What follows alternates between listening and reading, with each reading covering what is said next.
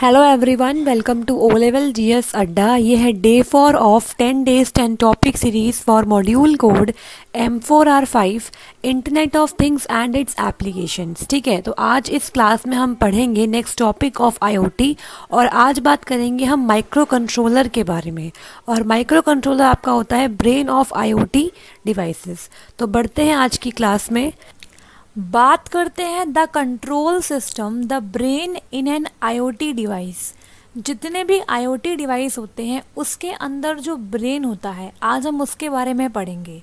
Your IoT device will most likely use a microcontroller as its brain. जो brain IoT device के अंदर use होता है उसका जो नाम है वो है माइक्रो कंट्रोलर, जो सारे सिस्टम को कंट्रोल करके रखता है। Think of a microcontroller as a small computer with a microprocessor core, memory and input-output I/O ports. Micro controller को आप मान सकते हो एक छोटा कंप्यूटर जिसके अंदर एक माइक्रो प्रोसेसर है, उसके कोर में मेमोरी है और इनपुट आउटपुट पोर्ट्स हैं। The micro processor core of your micro controller is a central processing unit. Micro controller का जो माइक्रो प्रोसेसर कोर होता है वो कहलाता है सेंट्रल प्रोसेसिंग यूनिट। मतलब जो इनपुट डेटा आता है उसकी जो प्रोसेसिंग होती है, मेन प्रोसेसिंग, वो होती है माइक्रो प्रोसेसर कोर के द्वारा, जिसे हम बोलते हैं सेंट्रल प्रोसेसिंग यूनिट, जैसे हमारे कंप्यूटर में भी होता है। It handles all the number crutching and local data manipulation and decision making. Micro processor जो होता है वो जितना भी आपका इनपुट डेटा आ रहा है उनकी जो नंबर क्रंचिंग है वो देखता है, और जो भी डेटा के साथ मैनिपुलेशन करना है या जो भी डिसीजन लेना है डेटा को प्रोसेस करने के बाद, वो सब काम करता है माइक्रो प्रोसेसर। अब बात करते हैं मेमोरी की। The memory includes read only memory ROM and random access memory RAM. Memory के बारे में हम ऑलरेडी पढ़ चुके हैं कि मेमोरी दो टाइप्स की होती है, रोम और रैम। ये हम आईटी में ऑलरेडी पढ़ चुके हैं। ROM stores the micro controller's software program. ROM के अंदर क्या होता है? स्टोर माइक्रो कंट्रोलर का सॉफ्टवेयर प्रोग्राम। माइक्रो कंट्रोलर को चलाने के लिए जो इंस्ट्रक्शंस लिखे होते हैं वो पूरा सॉफ्टवेयर स्टोर होता है रोम के अंदर। ये इंपॉर्टेंट क्वेश्चन है, यहाँ से एमसीक्यू बन सकता है कि रोम के अंदर माइक्रो कंट्रोलर का क्या स्टोर होता है, तो उसका सॉफ्टवेयर प्रोग्राम स्टोर होता है रोम के अंदर। RAM stores and receives data while also supporting number crutching. RAM क्या करती है? डेटा को स्टोर करती है, उसे रिसीव करती है और नंबर क्रंचिंग को भी सपोर्ट करती है। नंबर क्रंचिंग का मतलब ये होता है जितना भी प्रोसेसिंग का काम होता है वो रैम के अंदर ही होता है। The final micro controller component the IO ports. Memory और माइक्रो प्रोसेसर के अलावा होते हैं IO ports, may be either digital और एनालॉग। आईओ पोर्ट्स दो टाइप के हो सकते हैं, या तो होंगे डिजिटल या फिर analogue. The input ports collect data from the sensor.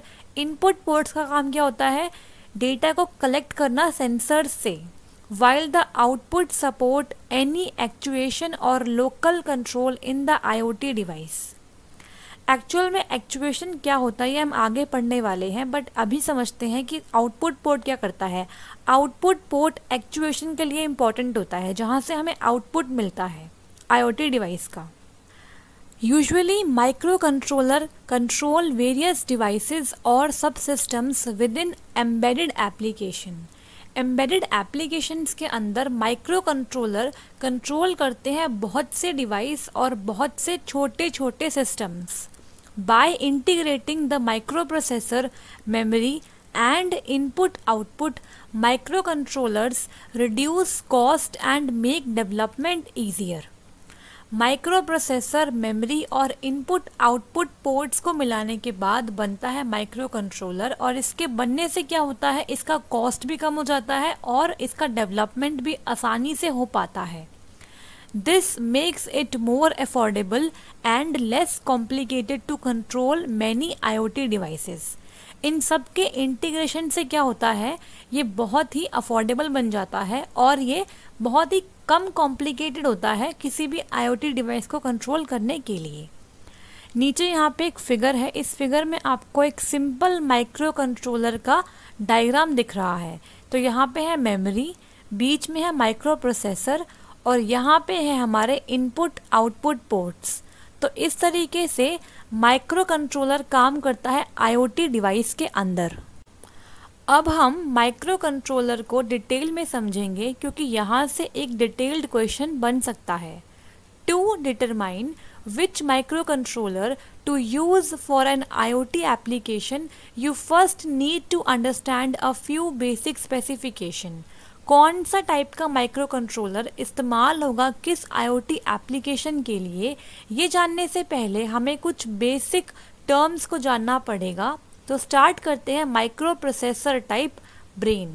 Micro processor कहलाता है brain of micro controller.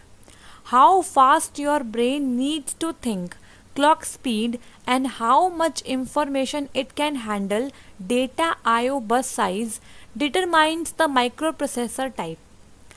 Microprocessor किस टाइप का है ये डिपेंड करता है दो चीज़ों पे। पहली, आपकी क्लॉक की स्पीड, मतलब कितनी फास्ट आपका ब्रेन काम कर सकता है, कितनी फास्ट वो प्रोसेसिंग परफॉर्म कर सकता है, क्या क्लॉक की स्पीड है, और किस टाइप का डेटा, किस टाइप की इंफॉर्मेशन वो हैंडल कर सकता है, मतलब data input output bus size क्या है। इन दोनों पर डिपेंड करता है माइक्रो प्रोसेसर का टाइप।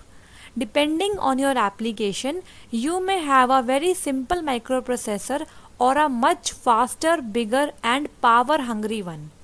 आपकी एप्लीकेशन पर डिपेंड करता है कि किस टाइप का माइक्रो प्रोसेसर रिक्वायर्ड है। अगर एप्लीकेशन बहुत सिंपल फंक्शन के लिए बनाई गई है तो उसका माइक्रो प्रोसेसर भी बहुत सिंपल होगा, और अगर एप्लीकेशन बहुत हैवी वर्क के लिए बनाई गई है तो उसके अंदर यूज़ होने वाला माइक्रो प्रोसेसर भी फास्ट काम करेगा, बड़ा होगा और ज़्यादा पावर कंज्यूम करेगा। While you don't need to be an expert on microprocessors, you should have an idea of what you want it to be able to do.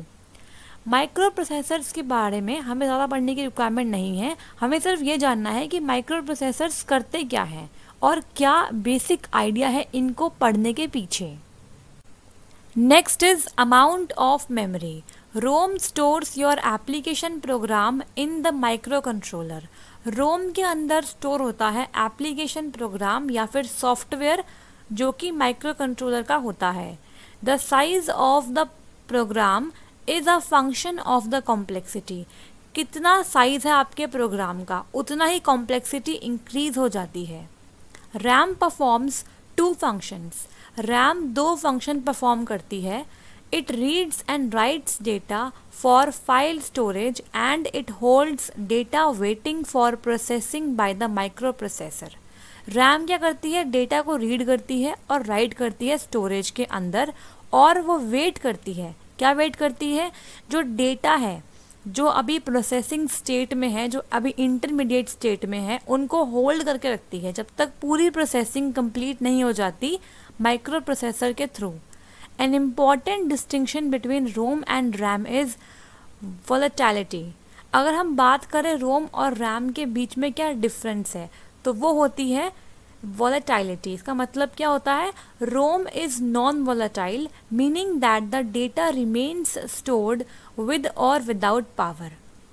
रोम क्या होती है, रीड ओनली मेमोरी, मतलब उसमें से हम सिर्फ रीड कर सकते हैं, कुछ भी चेंज नहीं कर सकते। और रोम एक नॉन वोलेटाइल मेमोरी होती है, मतलब पावर के ऑफ होने पर उसके अंदर जो डेटा स्टोर होता है वो कभी भी लॉस नहीं होता है, वो उसके अंदर ही स्टोर रहता है।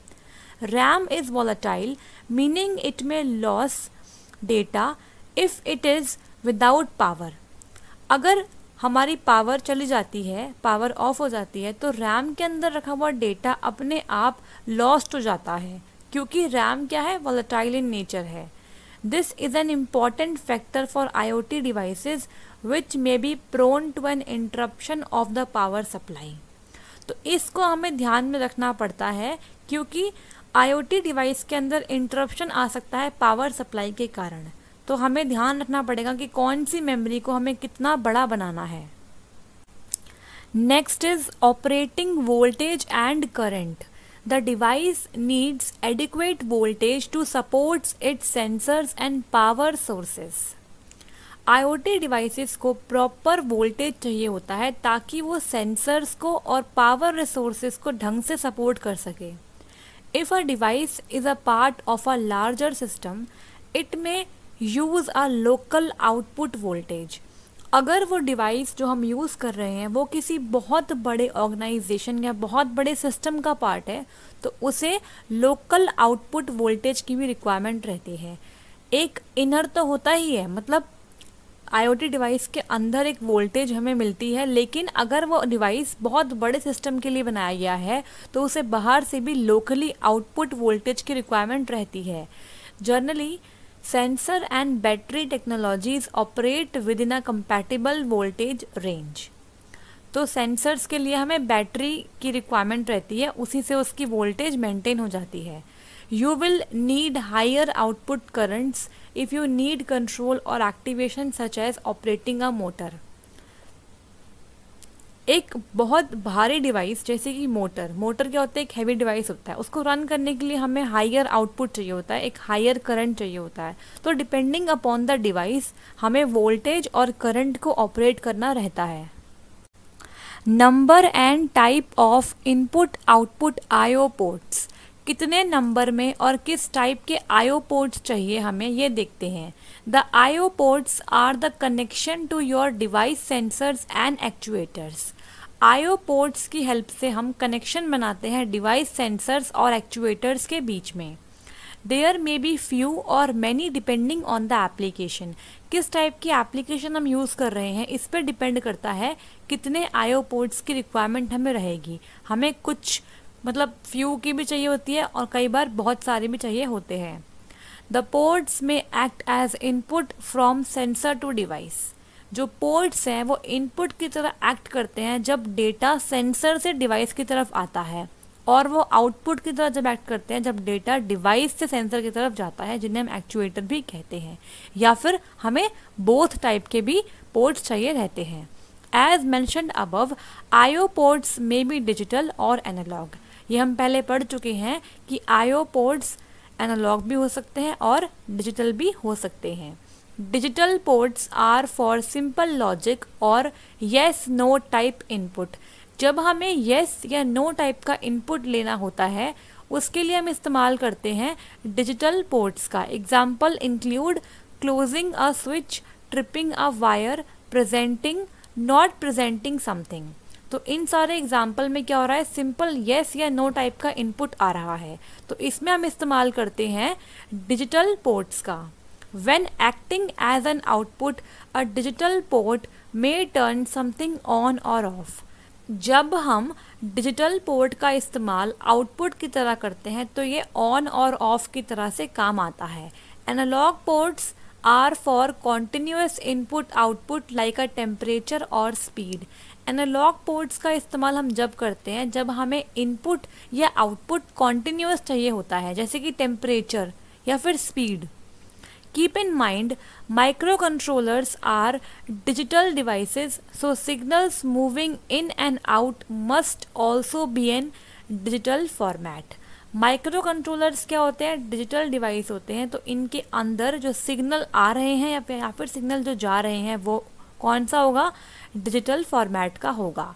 Inputs from analogue sensors use an analogue to digital converter. अगर हमारा इनपुट एनालॉग सेंसर से आ रहा है तो उसे कन्वर्ट करना पड़ेगा हमें डिजिटल में। इसके लिए हमने ADC analogue to digital converter लगाया होता है। The purpose of the ADC is to convert data into a format that is usable by the microcontroller. ADC का मेन काम क्या होता है, डेटा को कन्वर्ट करना उस फॉर्मेट में जो कि माइक्रो कंट्रोलर के लिए यूजफुल हो। Once you define your IoT device application, you can determine the type and number of IO ports you need. एक बार अगर आपने अपनी IoT डिवाइस एप्लीकेशन को डिफ़ाइन कर दिया, उसके बाद आप ये बता सकते हो कि आपको कितने और किस टाइप के IO पोर्ट्स चाहिए अपने IoT डिवाइस के लिए। नेक्स्ट बात करते हैं कंट्रोल इंटरफेस की। A control interface is a protocol allowing peripheral devices and the microcontroller to communicate with one another। Control interface एक प्रोटोकॉल होता है जो कि पेरिफेरल डिवाइसेस को अलाउ करता है जिससे वो माइक्रो कंट्रोलर से ईजिली कम्युनिकेट कर पाए। Depending on the application you may need a specific control interface. आपकी एप्लीकेशन किस टाइप की है उसके रिगार्डिंग आपको कंट्रोल इंटरफेस की रिक्वायरमेंट रहती है। हर एक एप्लीकेशन के लिए एक स्पेसिफिक कंट्रोल इंटरफेस होता है। There are different ways the interface may facilitate communication. बहुत से तरीके हैं जिनसे कंट्रोल इंटरफेस कम्युनिकेशन को फैसिलिटेट करता है, प्रोवाइड करता है। It may use an inter-integrated circuit I2C, a serial peripheral interface SPI, or a controller area network CAN communications protocol। तो यहाँ पे 3 प्रोटोकॉल मेंशन किए गए हैं। First one is inter integrated circuit I2C। यहाँ पे I2 का मतलब क्या है? इंटर इंटीग्रेटेड, 2 बार I आ रहा है। उसके बाद C फॉर सर्किट।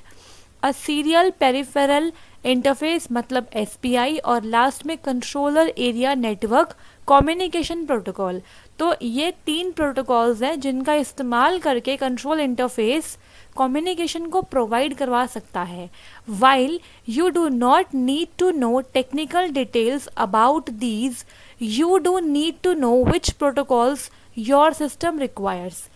सिलेबस के अकॉर्डिंग हमें इन प्रोटोकॉल्स के बारे में टेक्निकली जानने की ज़रूरत नहीं है। बस हमें ये पता होना चाहिए कि कौन सा प्रोटोकॉल हमारे सिस्टम के साथ सूटेबल काम करेगा। Those will determine if you need a control interface and how that interface should communicate. तो यहाँ पे नीचे आपको एक डायग्राम दिख रहा है। Basically it is showing anatomy of a thing. कोई एक पर्टिकुलर डिवाइस है, कोई एक थिंग है, उसकी एनाटॉमी एक्सप्लेन कर रहा है ये फिगर। तो यहाँ पे हमने इलेक्ट्रिक बल्ब लिया है, तो सबसे बाहर यहाँ पे है हाउसिंग। हाउसिंग मतलब इसका मटेरियल। उसके अंदर आता है माइक्रो कंट्रोलर, उससे पहले आते हैं सेंसर जो कि मोशन को सेंस करते हैं। उससे बाहर वाली लेयर में आते हैं एक्चुएटर। यहाँ पे एक्चुएटर का काम कर रहा है LED, और सबसे बाहर आती है housing, again material of the thing. तो इस तरीके से हमने इस पर्टिकुलर इलेक्ट्रिक बल्ब की एनाटॉमी देखी और हमने समझा कि कैसे ये सारे कंपोनेंट्स आपस में काम करते हैं जिसकी हेल्प से एक इलेक्ट्रिक बल्ब वर्क कर पाता है। तो यहाँ पे आप सबके लिए इन्फॉर्मेशन अवेलेबल है। Paid video courses available for module code M3R5 Python programming language and module code M4R5 internet of things IoT। और जो भी स्टूडेंट्स वीडियो कोर्स लेंगे उन्हें उसके साथ मिलेंगे कंप्लीट ई नोट्स। सो आप इस नंबर पे कांटेक्ट करके ई नोट्स को ले सकते हैं और वीडियो कोर्स को ले सकते हैं, ठीक है। सो आप यहाँ पे कांटेक्ट करके बात कर सकते हैं और नोट्स के रिगार्डिंग जो भी आपके डाउट्स हैं उन्हें क्लियर कर सकते हैं। नेक्स्ट बात करेंगे सी प्रोग्रामिंग लैंग्वेज के बारे में। तो जो भी स्टूडेंट्स M3R4 मॉड्यूल के लिए पेपर देंगे वो भी नोट्स ले सकते हैं। हिंदी मीडियम में as well as English medium में नोट्स अवेलेबल है। इस नंबर पे कांटेक्ट करके आप नोट्स ले सकते हैं, ठीक है।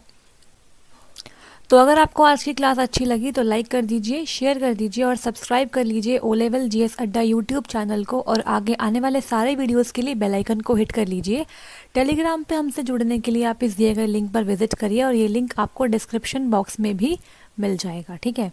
सो मिलते हैं नेक्स्ट वीडियो में। All the best, stay blessed, thank you.